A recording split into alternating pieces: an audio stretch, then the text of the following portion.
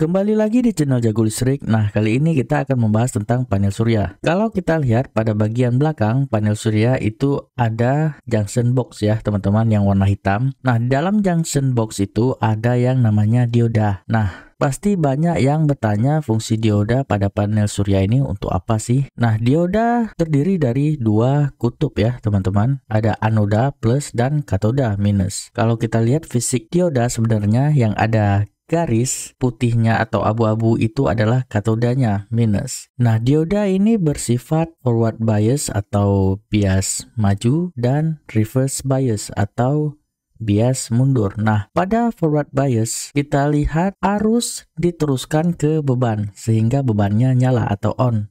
Nah, itu dikarenakan jika diberi bias maju, tegangan positif yang dihasilkan dari sumber listrik DC akan bertemu dengan kutub anoda diodanya dan tegangan negatif pada sumber listrik DC akan bertemu dengan katoda. Nah, hal ini akan menghantarkan arus teman-teman. Nah, jadi dioda ini berfungsi seperti penyearah. Jika tegangan plus searah dengan arah panah diodanya, maka itu akan mengalirkan arus sehingga bebannya nyala. Sedangkan pada reverse bias atau bias mundur, ini tegangannya kita balik kutub polaritasnya, yang polaritas minus di atas dan polaritas plusnya di bawah pada sumber tegangannya. Nah, kalau diperhatikan, polaritas plus sumber tegangan DC-V-nya itu berlawanan dengan arah panah diodanya. Jadi kebalikan dari forward bias, sehingga arus yang dihasilkan itu terblok oleh diodanya, sehingga arus tidak dapat mengalir ke bebannya dan bebannya off atau padam. Nah, dari sifat ini kita bisa mengetahui apa sih fungsi dioda pada panel suryanya. Nah, kita kembali ke dioda panel surya. Nah, dioda terletak pada junction box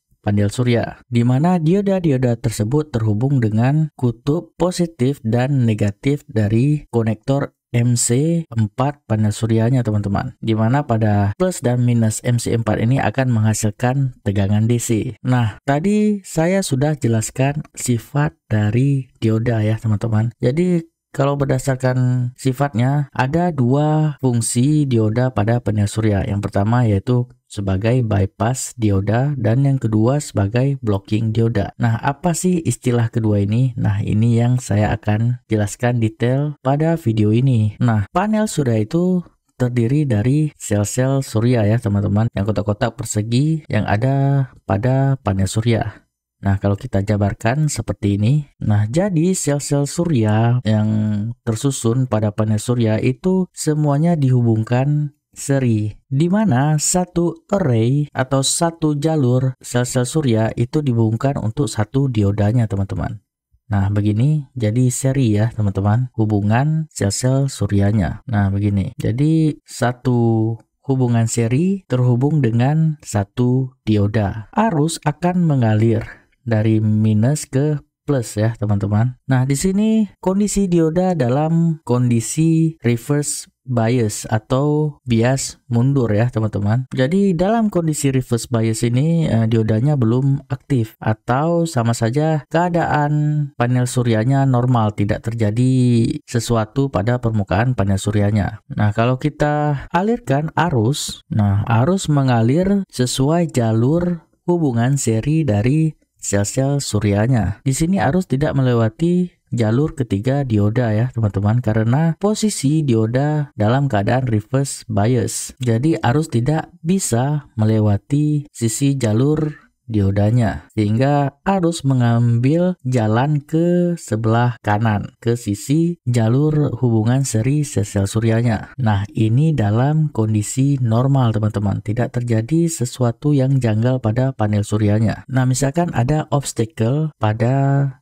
salah satu sel suryanya ya teman-teman, misalkan ada daun yang jatuh dan menutup salah satu sel suryanya. Nah, karena ini hubungan seri, maka apabila salah satu sel saja tertutup, maka seluruh jalur hubungan seri sel surya dengan satu diodanya itu akan terputus teman-teman. Nah, disinilah dioda akan aktif pada jalur yang sel suryanya tertutup daun sehingga bypass diodanya menjadi aktif, atau kondisi dioda berubah menjadi forward bias sehingga arus yang masuk tidak melewati jalur hubungan seri sel surya yang tertutup oleh daun, teman-teman. Jadi arusnya langsung mengalir melewati bypass dioda yang telah aktif, yang hijau ini. Jadi dia akan lurus ke atas. Karena sel-sel surya yang di atasnya tidak tertutup daun, maka kedua dioda yang di atasnya tidak berubah, masih dalam kondisi reverse bias. Dan arus langsung mengalir ke kanan dan mengikuti jalur hubungan seri sel-sel suryanya dan langsung keluar pada kutub positif panel suryanya. Nah, ini tidak hanya terjadi pada bagian sel surya yang bawah. Begitu juga misalkan saya kasih contoh sel surya yang tengah ya, yang tertutup oleh daun. Nah, ini sama saja seperti tadi, maka dioda yang bagian hubungan seri sel suryanya tertutup akan menjadi forward bias atau bypass diodanya akan aktif. Sehingga arus yang mengalir akan seperti ini, teman-teman. Nah, akan langsung melewati bypass dioda yang aktif karena jalur pada hubungan seri sel surya bagian ini telah tertutup oleh daun. Nah, begitu fungsi dioda sebagai bypass pada panel surya. Apabila salah satu sel surya saja tertutup oleh daun atau pecah, itu akan mempengaruhi tegangan dari panel surya itu sendiri, teman-teman. Nah, ini contohnya.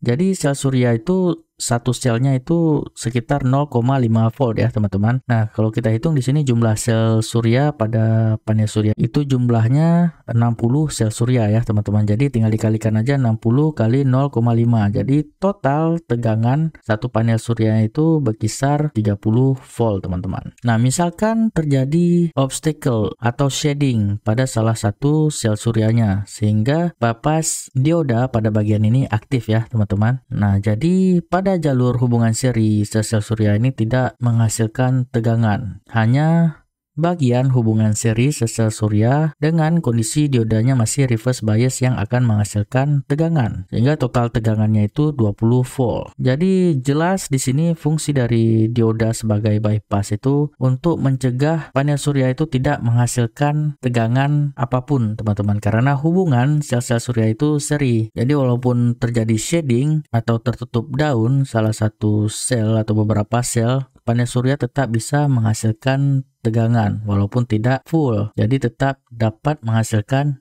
dayanya. Nah, itu pertama fungsi dioda sebagai bypass. Nah, bagaimana kalau fungsinya sebagai blocking? Pada kondisi blocking dioda itu diperuntukkan pada kondisi saat panel surya terhubung ke baterai atau aki dalam proses pengecasan. Nah, arus yang mengalir dari panel surya ke baterai ini berfungsi sebagai pengecasan baterai. Nah, ini yang normalnya. Jadi arus mengalir dari PV atau panel surya ke baterai diodanya dalam kondisi forward bias. Kadang panel surya tidak menghasilkan arus kalau pada saat malam atau tidak ada sinar matahari. Nah, kadang pada saat panel surya tidak menghasilkan arus, itu bisa saja arus yang dari baterai malah berbalik ke arah panel surya. Nah, itu bisa membahayakan panel suryanya, itu bisa rusak ataupun panas. Nah, itu yang harus dicegah. Jadi apabila arus berbalik arah dari baterai ke panel surya, maka arusnya itu terblok oleh dioda pada bagian ini. Jadi arusnya itu tidak bisa naik ke atas panel surya karena sudah terblok oleh dioda. Kenapa bisa terblok? Karena posisi dioda itu sebagai reverse bias.